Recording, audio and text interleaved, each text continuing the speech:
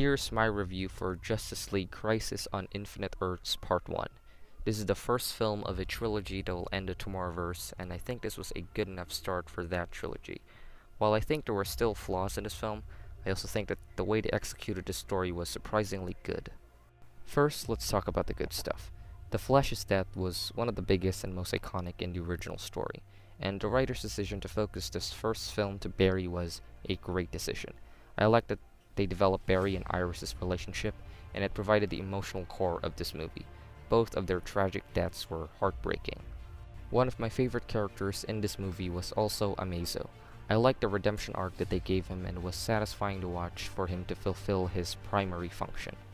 The crime syndicate was also in this movie, and while they didn't reach the same heights of top-level character work like in the Crisis on Two Earths movie, I still think that they used them well enough, and they provided the funniest moments of this movie, especially Ultraman.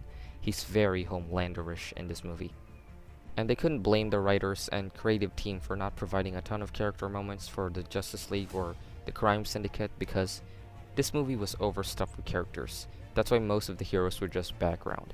Again, it's fine because I'm sure they will use the other heroes in the next film, because in the Part 2 teaser, the Bat family's gonna assemble and Supergirl might be the lead character, so I'm very excited for it. I also love that this film canonized the Tomorrowverse is a sequel to the DC AMU. As someone who followed that previous continuity, it made me happy that they are continuing the ending of Apocalypse War. The story structure of this film was quite interesting for a DC animated movie, with the non-linear story structure, showing bits and pieces of previous and future events of the movie, and while it might be confusing at first, as the movie progressed, every previous scenes made sense and it actually made the film rewatchable. Talking about the mixed bag stuff and the flaws of this film.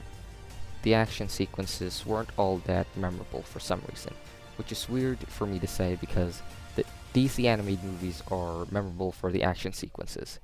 But for some reason, I just couldn't remember a single action scene.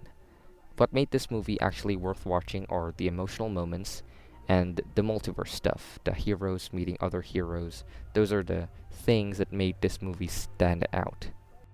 While I like the art style of the Tomorrowverse, this movie had the occasional stiff animation that most of the previous movies suffered from. The character designs. This isn't a big problem though, this is more of a nitpick, but I don't like the Flash design. It looks off for me for some reason, even seeing it in Justice Society. Barry looks way too old, especially with the mask on. And I know some people might digress, but it's just my opinion. Overall, I'm gonna give this movie a 7 out of 10.